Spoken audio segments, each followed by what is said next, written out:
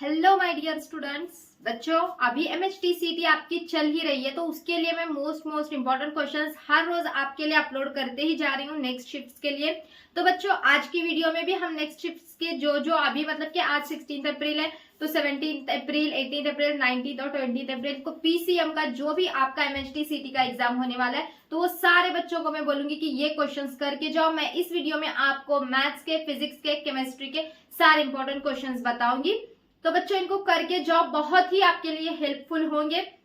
और मैं आपको बता रही हूँ कि इससे पहले भी मैंने 2-3 वीडियो अपलोड की है इंपॉर्टेंट क्वेश्चंस की, उसको भी करो। तो चलो हम यहाँ पे अभी डिस्कस करते हैं इन क्वेश्चंस को। तो देखो बच्चों, यहाँ पे अभी सबसे पहले अगर हम बात करेंगे मैथ्स की, तो मैथ्स में देखो आपको किस तरीके से क्वेश्चंस बताए गए। पहले हम मैथ्स के बारे में देखेंगे, फिर उसके बाद जो है हम केमिस्ट्री के बारे में डिस्कशन करेंगे और फिर उसके बाद फिजिक्स के बारे में करेंगे। ठीक है बच्चों, तो वीडियो में एंड तक मेरे साथ बने रहना है बच्चों। तो यहाँ पे देखो मैथ्स के अंदर आपको यहाँ पे पूछा गया sin⁻6x plus cos⁻6x upon sin square cos²x। तो ये आपको यहाँ पे सॉल्व करना है और सॉल्व करके बच्चों इसकी वैल्यू आपको यहाँ पे निकालनी है। तो यहाँ पे 4 ऑप्शंस होंगे और ऑप्शन में इसका आपको इवेलुएट करके यहाँ पे निकालना है। तो बच्चों यहाँ पे आपको इसको सॉल्व करके आंसर निकालना है। तो यहाँ पे कुछ वैल्यूज में चेंजेस आ सकते हैं, लेकिन इस टाइप का क्वेश्चन आने के बहुत ज्यादा चांसेस हैं।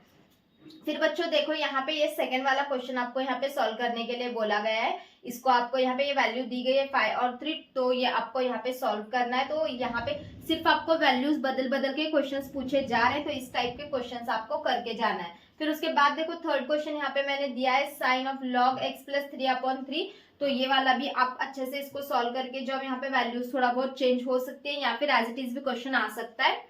फिर उसके बाद बच्चों देखो यहाँ पे cosec inverse into root a plus x upon x, इसको सॉल्व करके आपको आंसर निकालना है। फिर उसके बाद यहाँ पे डिफरेंशियल इक्वेशन है dy upon dx sine a plus x plus cos a plus y, इसको सॉल्व करके आपको इसका आंसर निकालना है। उसके बाद यहाँ पे देखो dx अपॉन कॉस का यहाँ पे क्यूब दिया गया है x मतलब या फिर cos⁻3। फिर उसके बाद यहाँ पे x into root 2 sine 2x is equal to, तो किसके इक्वल आएगा इसको सॉल्व करना है और इसका जो आंसर आएगा किसके इक्वल आएगा ये आपको यहाँ पे निकालना है। ठीक है बच्चों, अभी चलो नेक्स्ट यहाँ पे हम इस क्वेश्चन को डिस्कस करते हैं। तो यहाँ पे देखो ये 15 अप्रैल की शिफ्ट में पूछे गए हैं क्वेश्चंस भी। तो यहाँ पे देखो 7th क्वेश्चन यहाँ पे into root x² plus 2 upon x dx है यहाँ पे, तो आपको इसको सॉल्व करके निकालना है। उसके बाद देखो यहाँ पे ये 8th वाला क्वेश्चन, ये बहुत ज्यादा इंपॉर्टेंट है। यहाँ पे थोड़ा सा वैल्यूज बदल के आ सकती है आपको। उसके बाद देखो ये 9th में डिफरेंशियल इक्वेशन को आपको यहाँ पे सॉल्व करके इसका सही आंसर निकालना है। और उसके बाद 10th में देखो यहाँ पे क्वेश्चन नंबर 10 में इसका आपको ये भी डिफरेंशियल इक्वेशन है, यहाँ पे दिया गया है x² dy upon dx minus x y is equal to 0। तो इसको आपको सॉल्व करना है और जो ऑप्शन में करेक्ट आंसर होगा उसको मतलब के टिक करना है, आपको वहां पे आंसर फिल करना है वो वाला। तो ये मैथ्स के मैंने यहाँ पे कुछ क्वेश्चंस बताए। अभी नेक्स्ट शिफ्ट्स वाले जो भी बच्चे हैं इन क्वेश्चंस को अच्छे से करके जाओ। तो मैं यहाँ पे आपको मैथ्स के दे चुकी हूँ क्वेश्चंस।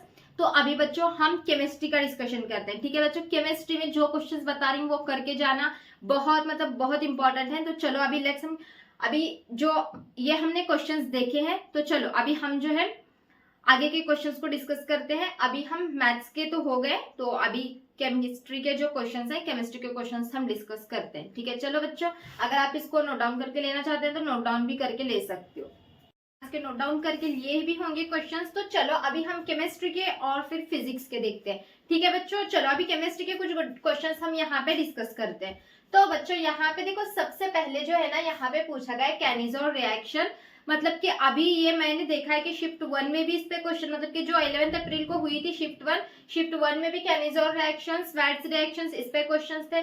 फिर 15 अप्रैल को भी इस पे क्वेश्चन पूछा गया है। तो ये वाला कैनिज़ोर रिएक्शन का पार्ट बहुत इंपॉर्टेंट है। कैनिज़ोर रिएक्शन को बिल्कुल स्किप मत करो। मतलब कि जो भी साइंटिस्ट के नाम पर से जो भी रिएक्शंस है, मैं डायरेक्टली आपको ऐसे बोलना चाहूंगी साइंटिस्ट के नाम पर से जितने भी रिएक्शंस है उसको स्किप मत करो, क्योंकि वहां पे कभी कभी आपको रिएक्शन दिया मतलब कि एक रिएक्शन दी जाती है, फिर उसमें तैयार होने वाला रिएजेंट मतलब कि प्रोडक्ट क्या तैयार होगा आगे, ऐसे भी पूछा जा सकता है। या फिर कैनिज़ोर रिएक्शन में जो वहां पे यूज होने वाले हमारे जो कंडीशंस हैं वो क्या है, ऐसे भी पूछा जा सकता है। तो कैनिज़ोर रिएक्शन का हर एक पार्ट बारीकी से पढ़ के जाना अच्छे से। फिर उसके बाद डिग्री ऑफ डिसोसिएशन के बारे में पूछा जाएगा आपको।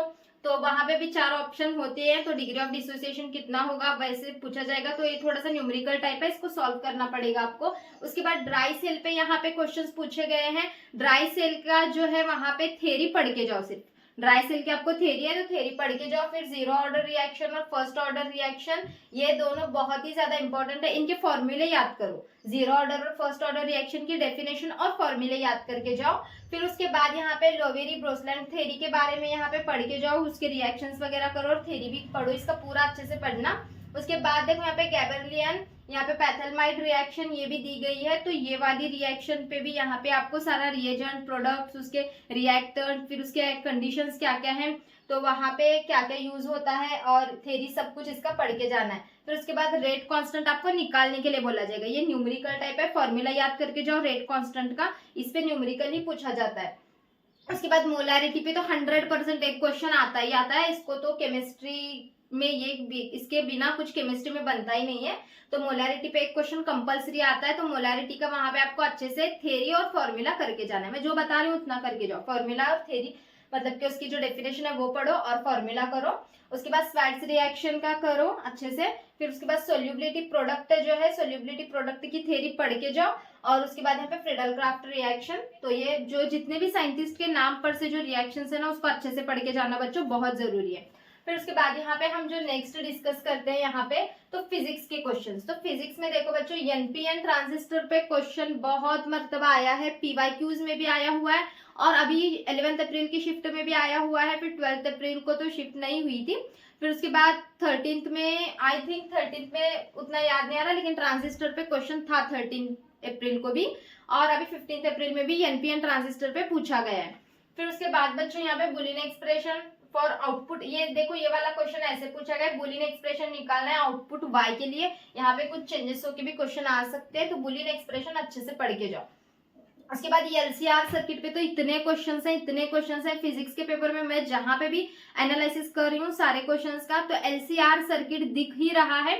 तो एलसीआर सर्किट का फॉर्मूला, उसके जो भी कंसेप्ट है, छोटे छोटे कंसेप्ट एलसीआर सर्किट के पढ़ के जो बहुत इंपॉर्टेंट है। फिर उसके बाद देखो बच्चों लॉजिक गेट, इस पे भी 100% एक क्वेश्चन इस पे रहेगा और इस पे भी 100% एक क्वेश्चन आएगा ही आएगा। तो बच्चों लॉजिक गेट और एलसीआर सर्किट पे 100% फिजिक्स में आपको क्वेश्चन देखने को मिलेंगे, तो ये दो कॉन्सेप्ट अच्छे से पढ़ के जाओ।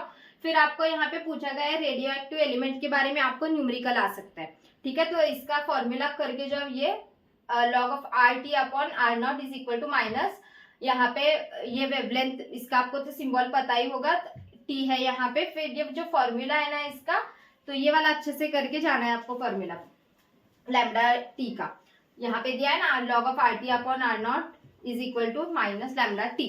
इस तरीके से आपको ये वाला फॉर्मूला अच्छे से करके जाओ। रेडियो एक्टिव एलिमेंट के बारे में कोई क्वेश्चन पूछा गया तो ये फॉर्मूला लगा के वहां पे सॉल्व कर लेना है, थोड़ा सा क्वेश्चन की टाइप भी देख लेना।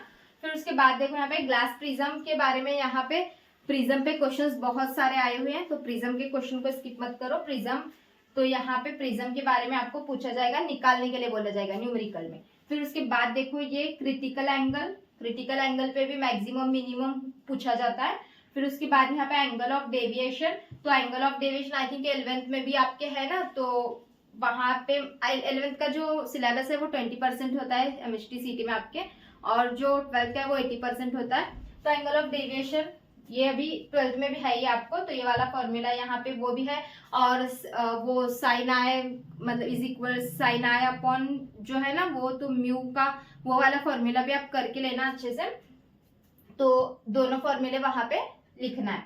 फिर उसके बाद देखो यहाँ पे डी ब्रॉगली वेवलेंथ, तो इसके अंदर बच्चों एंगल ऑफ डेविएशन में ना आपको वहां पे न्यूमेरिकल टाइप ही क्वेश्चन आएगा, एंगल ऑफ डेविएशन आपको निकालने के लिए बोला जाएगा, तो वो साइन आई वाला वो फॉर्मूला ले लो या फिर ये वाला फॉर्मूला, जैसे क्वेश्चन पे डिपेंड करेगा वो, ठीक है।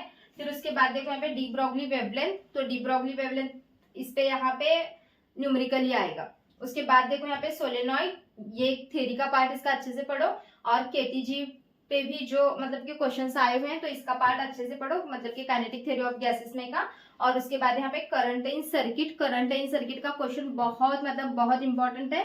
करंट इन सर्किट ये वाला क्वेश्चन ये फिजिक्स के पेपर में शिफ्ट 1, शिफ्ट 2, 11 अप्रैल की, फिर 13 अप्रैल की, 15 अप्रैल की, सारे शिफ्ट्स में ये वाला क्वेश्चन सर्किट्स पे आया हुआ ही है, circuits in current in circuit, तो वहां पे आपको न्यूमेरिकल ही पूछे जा रहे हैं ज्यादा से ज्यादा, इस पे कितना करंट होगा इस सर्किट के अंदर। तो ये वाला क्वेश्चन अच्छे से करके जाओ। तो इस टाइप के क्वेश्चन सब करके जाओ, इसमें से बहुत सारे क्वेश्चन आ सकते हैं। और पीवाईक्यूज को अच्छे से करो, 2025 और 24 और 25 के बोलूंगी मैं तो 24 और 25 के पीवाईक्यूज को अच्छे से करो, क्योंकि बहुत सारे क्वेश्चन पीवाईक्यू के ही रिपीट हो रहे हैं बच्चों। तो ठीक है, समझ में आ गई मेरी बात? तो बच्चों अच्छे से पढ़ के जाओ, और कुछ डाउट होगा तो मुझे कमेंट में पूछ लेना, ठीक है बच्चों।